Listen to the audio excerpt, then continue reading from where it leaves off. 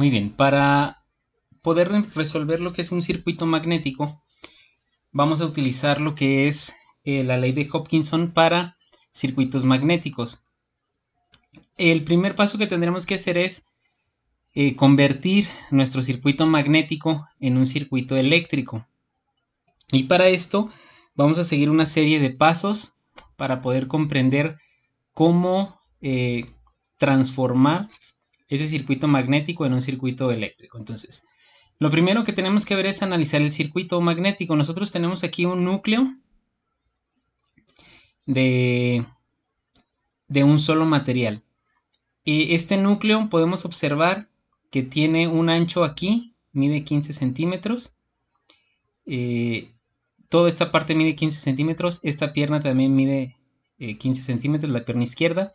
Y la parte inferior mide también 15 centímetros de ancho. Pero esta parte que está aquí, la pierna derecha del núcleo, si lo vemos de frente, tiene una dimensión diferente, es decir, mide 10 centímetros de ancho y sigue midiendo de largo, bueno, pues todo lo que dice aquí, 60 centímetros. Entonces, es importante analizarlo por la siguiente razón. Lo primero que tenemos que hacer es, bueno, en un primer momento ubicar nuestra fuente de magnetismo. Nuestra fuente de magnetismo siempre va a ser mi bobina con corriente.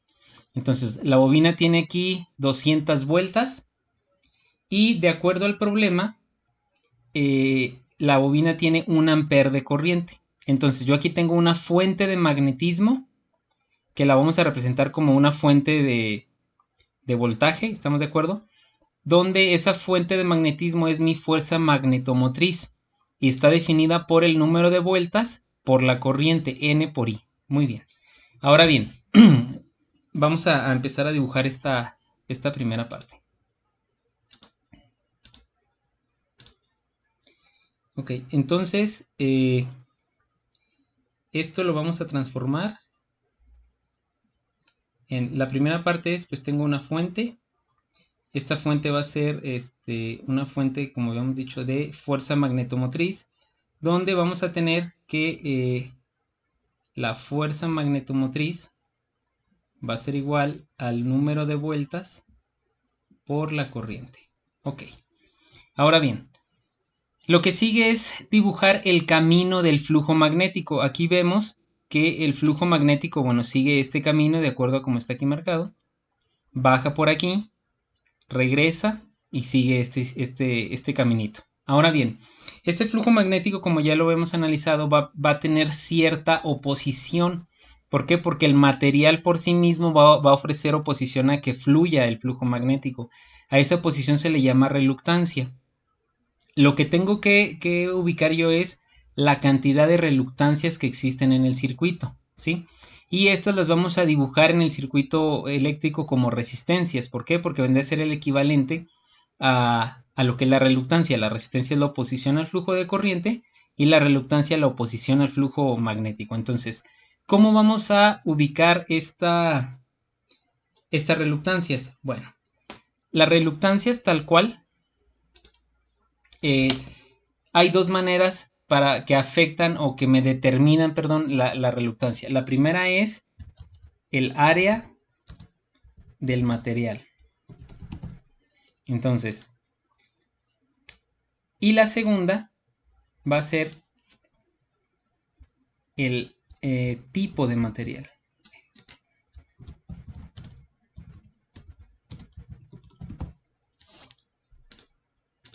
Entonces, yo tengo que tener muy en cuenta el tipo de material que tiene el circuito. Vamos a hacer un poco más grande. Y el área que tiene cada parte. Entonces,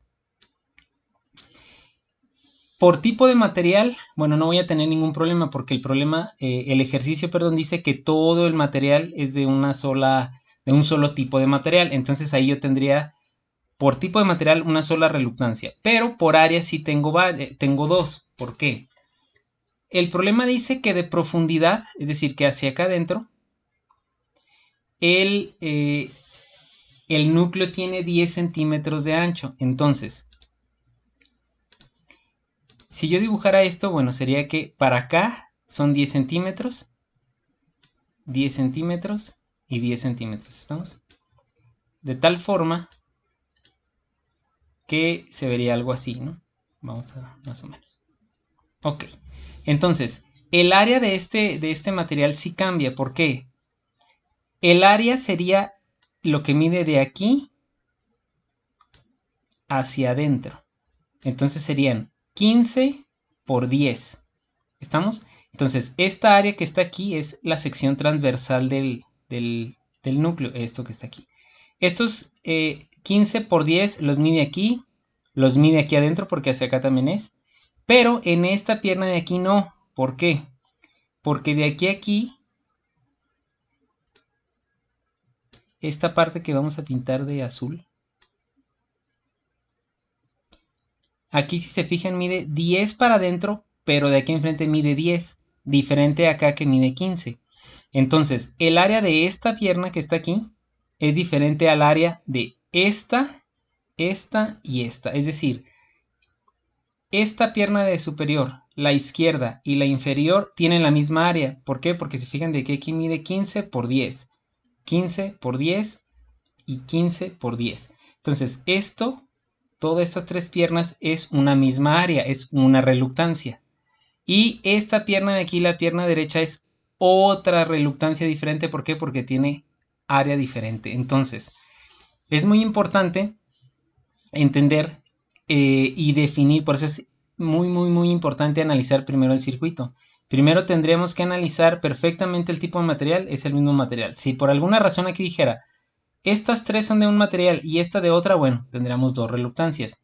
En este caso es un solo material, pero las áreas son diferentes. ¿Y cómo determinamos que las áreas son diferentes al analizar las medidas? Les decía, de aquí a aquí mide 15 y de profundidad 10, es un área. Esta pierna que está aquí, entendamos que esta la voy a analizar así.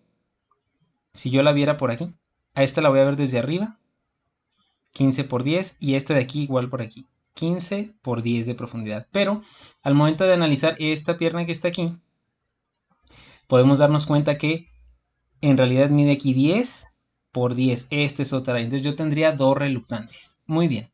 Esas dos reluctancias, ¿cómo las vamos a dibujar?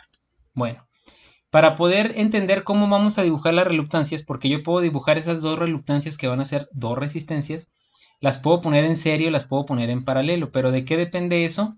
De cómo se mueva el flujo alrededor de ese material. Entonces yo lo que tengo que ver es que el flujo sale de aquí, sigue un camino, aquí no se mueve, porque es un área de la primera área, pero al entrar aquí, ya se movió el flujo porque ya tengo otra área. Imagínense que son un montonal de flechas que van por aquí, caminan libremente, pero al entrar por aquí todas se comprimen porque es menor área, llegan aquí y vuelven a su estado original. Entonces, yo voy a tener dos reluctancias. Estas dos reluctancias, la primera de ellas, bueno, seguiría el flujo de este camino y luego iría para acá y luego baja, y yo pondría una reluctancia aquí, que será la reluctancia de la pierna más pequeña, y yo puedo poner la otra reluctancia, la puedo poner aquí, que es la reluctancia de esta pierna que está aquí, de las tres. Esta que está aquí vendría a ser la reluctancia de todas estas tres juntas, porque es la misma, tienen la misma área. Y esta reluctancia que está aquí es la reluctancia de la pierna derecha. Entonces, a esta le vamos a llamar reluctancia 1, que es la de la pierna más pequeña, y a esta le vamos a llamar reluctancia 2. Entonces, lo que podemos observar ahí es que yo tengo dos reluctancias en serie. ¿Sí observan por qué? Porque el flujo nunca se mueve de aquí, es decir, está dando vueltas. Y entonces yo las pondré en serie, puedo poner la reluctancia 2 acá arriba, no importa, el punto es que están en serie. Y entonces, al estar en serie, nosotros lo que observamos es que el flujo magnético pues hace esto. De tal forma que yo tendría un flujo magnético que circula a través de estas dos reluctancias. ¿Cómo determinamos ese flujo? pues con el análogo de la ley de Ohm, que sería la ley de Hopkinson, que dice que el flujo magnético va a ser igual a la fuerza magnetomotriz entre la reluctancia. En este caso vamos a poner la reluctancia total, porque yo tengo dos, la reluctancia 1 y la reluctancia 2. ¿Ok? Entonces, de tal forma que, insisto, el primer paso y lo más importante es poder transformar este circuito magnético en un circuito eléctrico. ¿Cómo lo hicimos? Paso número 1, ponemos nuestra fuente de magnetismo. Paso número 2, analizo si es el mismo tipo de material. Si es así, bueno, es una sola reluctancia. Y las áreas de ese material. Si aquí las áreas todas fueran iguales, sería una sola reluctancia. Pero como tengo dos áreas diferentes, una para estas tres piernas y otra para esta parte delgadita, tengo dos reluctancias. ¿Cómo sé que están en serie? Porque el flujo nunca se desvía, ¿sí? El flujo siempre sigue este. De tal forma que tendríamos pues una fuente de magnetismo y dos reluctancias en serie. La reluctancia 1 ya dijimos que va a ser la pierna más pequeña. Y la reluctancia 2 sería la pierna más grande. O sea, estas tres juntas. Yo puedo decir, pues puedo dibujar también una reluctancia aquí, otra y otra, es decir, 4. Pero al final de cuentas estas tres serían iguales y se van a sumar, ¿estamos de acuerdo? Entonces, si yo la calculo ya tomando en cuenta toda esta distancia, pues sería lo mismo, ¿ok? Entonces tendría mi reluctancia 2 y mi reluctancia 1 aquí. Ok. Ahora bien, vamos a llevarnos esta imagen para acá.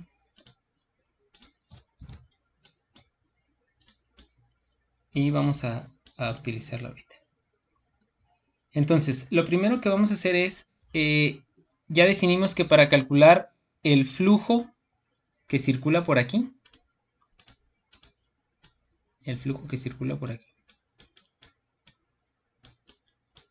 vamos a utilizar la ley de Hopkinson que dice que es F entre R. ¿Cuál reluctancia? La reluctancia total. Ahora bien, como están en serie, se cumplen las mismas leyes que en circuitos eléctricos. Yo determino la reluctancia 1, determino la reluctancia 2, se suman y yo tendría la reluctancia total.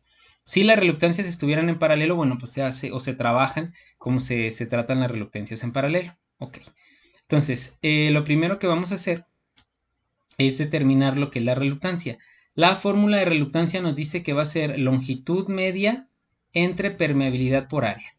La longitud media ahorita la vamos a determinar. La permeabilidad, bueno, es la permeabilidad del material.